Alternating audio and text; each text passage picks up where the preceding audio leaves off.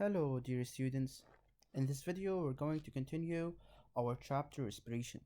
And in this part 2, we're going to start new ideas related to respiration. So, in the last video, we discovered the different organs of the respiratory system. We listed the characteristics that favor the exchange of gases at the level of the alveoli. In this video, we're going to study the reactions between hemoglobin and the respiratory gases oxygen and carbon dioxide, and how to write the word and the chemical equations. Also, we will distinguish between the synthesis reaction and the assimilation one. Activity 4, transport of respiratory gases. In this slide, we're going to identify why do we have the color of the blood entering the lungs having dark red color, and why the blood leaving the lungs is bright red in color. The answer is simple. The blood entering the lungs is poor in oxygen. That's why it has the dark red color. While the blood leaving the lungs, it has bright red color since it's rich in oxygen. Why? Because at the level of the alveoli, the oxygen gas diffuses from the alveoli toward the blood, while CO2 diffuses from the blood toward the alveoli. So how are these gases transported by blood? We are going to identify this. We talk about the different constituents of the blood. We have plasma that represent about 55%. Plasma, mostly water, carries dissolved molecules and plasma proteins for clotting. Red blood cells, they transport oxygen and carbon dioxide. They are bound to hemoglobin. They contain no nucleus. They are called anucleated cells. They can't repair themselves, and their lifespan is about 120 days. White blood cells, they are the immune cells. They are the soldiers of the immune system. And red blood cells, as we said, they are anucleated cells. They have a role in transportation of the respiratory gases, oxygen, and carbon dioxide. An important note here that hematocrit, it represents the percentage by volume of red blood cells in blood. So here, let's move to the red blood cells. As I said before, they are disc-shaped, they are anucleated. We have about 5 million red blood cells per millimeter cube, and red blood cells, they contain a protein. This protein is called hemoglobin of symbol Hb. Hemoglobin can bind either to oxygen or carbon dioxide, where oxygen and carbon dioxide, they are called respiratory gases. So you have to know this, okay? So let's start. How are the respiratory gases transported by hemoglobin? Forms of transport of oxygen gas and that of carbon dioxide. Let's start with oxygen gas. Oxygen gas is transported in two forms in blood, either in the form of oxyhemoglobin, HbO8, which represents about 98% of transported oxygen, or in the form of oxygen dissolved in plasma, which represents only 2%. While the carbon dioxide is transported in three forms in blood. The first form is carbohemoglobin, HbCO2. It represents about the 20%.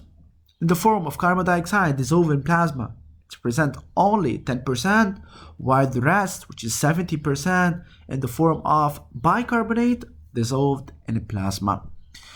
Let's start first with the reaction of oxygen with hemoglobin in blood.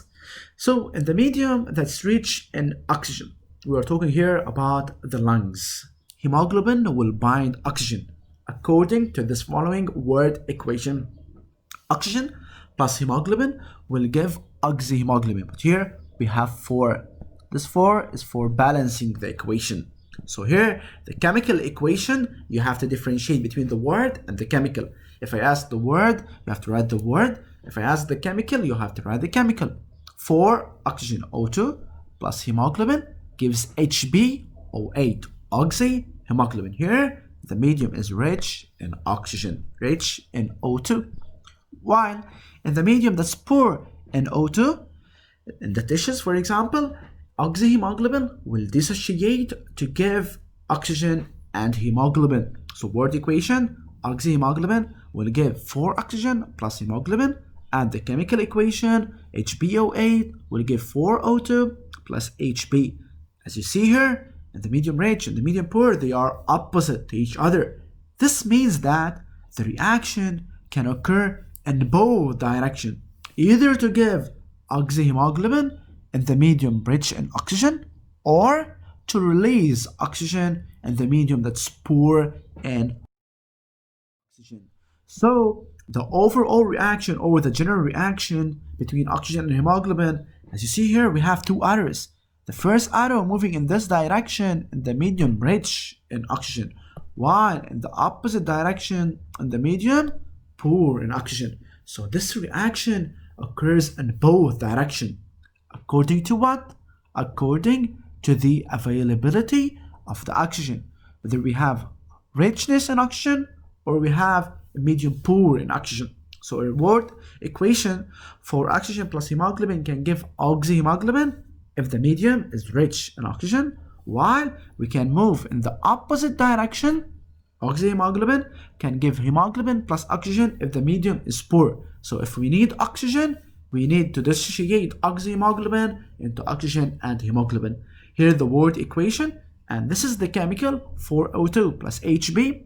In the medium rich gives HbO8, while in the medium poor, HbO8 will dissociate to give oxygen and hemoglobin. So, as you see, this reaction can occur in both directions. So we call it a reversible reaction, as hemoglobin will bind oxygen in the medium rich in oxygen, and it will release oxygen in a medium that's poor in oxygen. So this reaction between oxygen and hemoglobin is called a reversible reaction, meaning that it's unstable reaction. Why? Because it can occur in both directions. In the medium rich in oxygen will give oxyhemoglobin, and in the medium poor in oxygen it will give oxygen. So moving to the reaction of carbon dioxide with hemoglobin in blood. Also, we have here word equation and chemical equation. Let's start with the medium that's rich in CO2, like tissues. Hemoglobin can bind carbon dioxide, can store carbon dioxide in the medium rich in the form of carbohemoglobin. So the word equation is carbon dioxide plus hemoglobin will give carbohemoglobin. The chemical equation is CO2 plus Hb will give HbCO2. Hb, it's hemoglobin, CO2, carbon dioxide. We call this carbohemoglobin. So the word equation in the medium that's rich, carbon dioxide plus hemoglobin. So carbon dioxide is going to be stored in the medium rich in the form of carbohemoglobin. While the chemical equation, CO2 plus Hb, carbon dioxide CO2, hemoglobin Hb will give carbohemoglobin HbCO2. This is in the medium rich. While moving to the medium poor in CO2, in this case it's the lungs. So the lung, HbCO2, carbohemoglobin will dissociate and release CO2. So according to the word equation, carbohemoglobin will give carbon dioxide plus hemoglobin. Also, the chemical equation, carbohemoglobin HbCO2 will give carbon dioxide CO2 plus hemoglobin Hb. Let's have a look here. This is a similar case like the case of binding of carbon dioxide with hemoglobin. It's similar to that of binding of oxygen to hemoglobin in blood. So this reaction either can give carbohemoglobin or carbohemoglobin will dissociate to give carbon dioxide. So this means that this reaction can occur in both directions. So the general equation, word equation, carbon dioxide plus hemoglobin, in the medium rich, it moves in this direction, will give carbohemoglobin. While if the medium is poor in CO2, carbohemoglobin will give carbon dioxide plus hemoglobin. So chemical equation CO2 plus Hb. In the medium rich will give HbCO2, while in the medium poor HbCO2 will dissociate to give hemoglobin plus CO2. So the reaction is also called reversible reaction. So the reaction between carbon dioxide and hemoglobin is reversible. What the meaning of reversible? It's unstable, as hemoglobin binds carbon dioxide, the medium rich in carbon dioxide, and releases it in a medium that's poor in carbon dioxide. So as a conclusion here, you have to know that oxygen and carbon dioxide reaction with hemoglobin in blood, both of them, they are called reversible reactions. They are called unstable. Why? Because they can occur in both directions, where oxygen binding with hemoglobin can give oxyhemoglobin in the medium rich, while medium poor in oxygen, oxyhemoglobin will dissociate to give oxygen and hemoglobin. Regarding the reaction of carbon dioxide with hemoglobin, carbon dioxide will bind to hemoglobin to give carbohemoglobin in the medium that's rich in carbon dioxide, while in the medium that's poor in carbon dioxide, carbohemoglobin will dissociate to give hemoglobin plus carbon dioxide. This means that both reactions, they are reversible reaction, they are unstable reaction. So you have to study these reactions. You have to know how to write the word equation, how to write the chemical equation, and also how to write the general equation. For example, sometimes I'm going to ask about the general equation. I don't want the medium rich or medium poor. Or sometimes I'm going to say write the reaction between hemoglobin and oxygen in the lungs. Lungs is rich in oxygen, so oxygen will bind with hemoglobin to give oxyhemoglobin. So you have to be careful about these notes.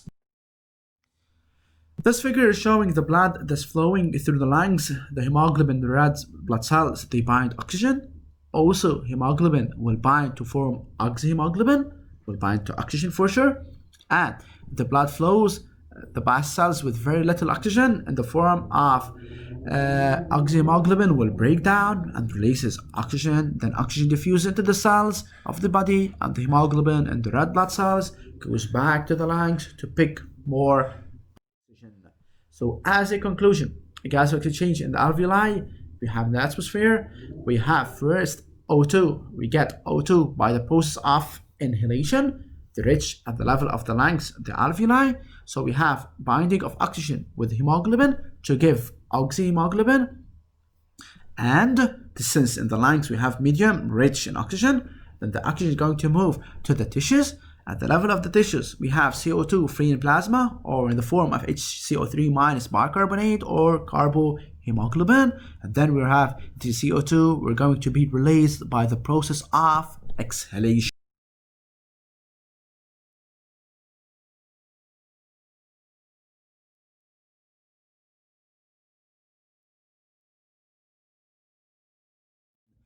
So reaction of carbon dioxide with hemoglobin. This is a very important note. Carbon monoxide gas, CO. All of you know that we have carbon dioxide, CO2, while carbon monoxide, CO, is mainly found in smoke. It binds in an irreversible manner, meaning that in a stable manner. What does this mean? This means that the reaction occurs only in one direction and can't occur in both directions, like in the case, if you remember, the oxygen with hemoglobin or carbon dioxide with hemoglobin. So this makes this reaction very toxic and leads to intoxication. How? So carbon dioxide, as you said, is present in smoke. It will bind in a stable manner, irreversible. Reversible, meaning that can occur in both directions. Irreversible can't occur in both directions. It's stable.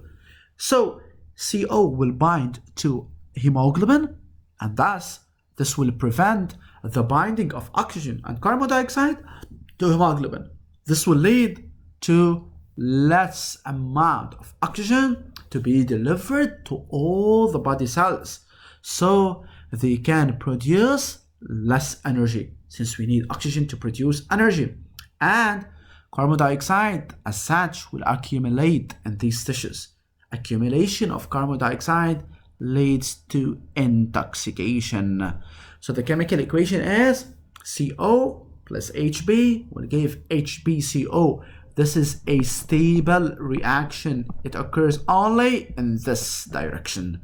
And this explains the danger of smoking because of the presence of the carbon monoxide gas CO that binds in an irreversible manner, leading to the formation of HbCO and the accumulation of carbon dioxide, leading to intoxication and less amount of oxygen delivered, leading to less amount of energy. So compare the aspect of the blood entering the lungs to that leaving the lungs. Explain this change in color. So blood entering the lungs is dark red in color. Already we explained this. Then blood leaving them, which has bright red color. Why dark red? Because it's poor in oxygen. Why leaving it has a bright red? Because it's rich in oxygen. Since entering the lungs, blood is poor in oxygen, and to be more specific, poor in oxyhemoglobin. While blood leaving the lungs is rich in oxygen, we have high amount of oxyhemoglobin, bright red color. Compare the aspect of the blood entering the organs to that leaving the organs. Explain this change in color. So blood entering the organs is brighter red color than blood leaving, having dark red. Since entering the organs, blood is rich in oxygen. We have high amount of oxyhemoglobin, while blood leaving the organs is poor in oxygen, yet it's poor in oxyhemoglobin.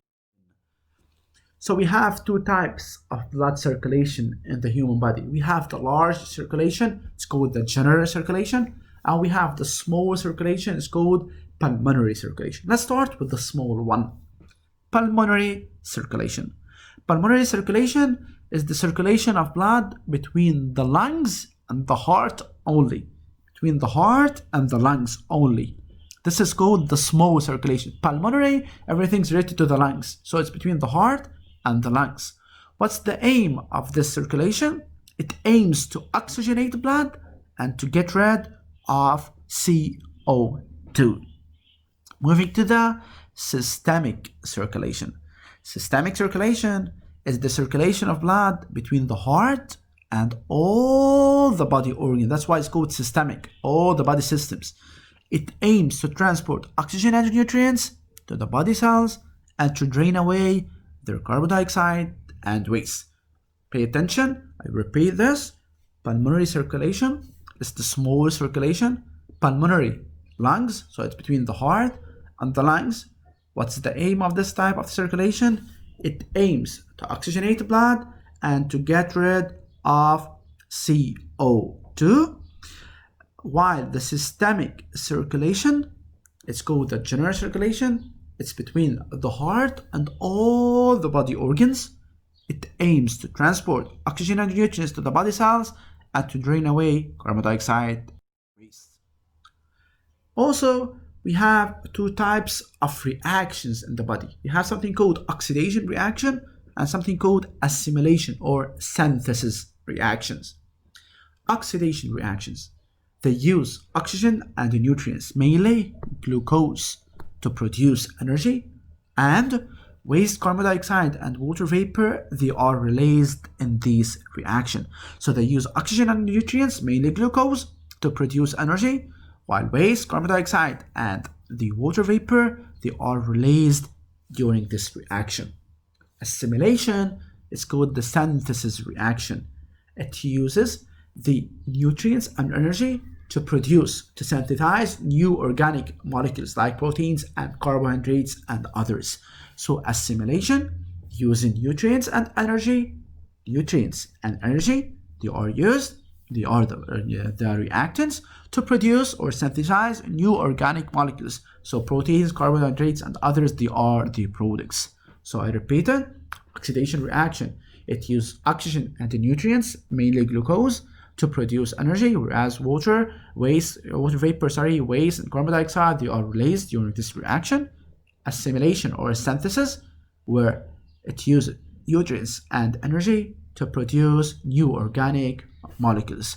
Okay, study these notes very well and hope this video will help you to understand the reactions that occur between oxygen and hemoglobin, between carbon dioxide and hemoglobin, and the very important note between carbon monoxide and hemoglobin, the different types of circulation, pulmonary circulation and systemic, and the different type of reaction, oxidation reactions and assimilation reactions. Study these notes and hope this video will help you. Thank you. Bye bye.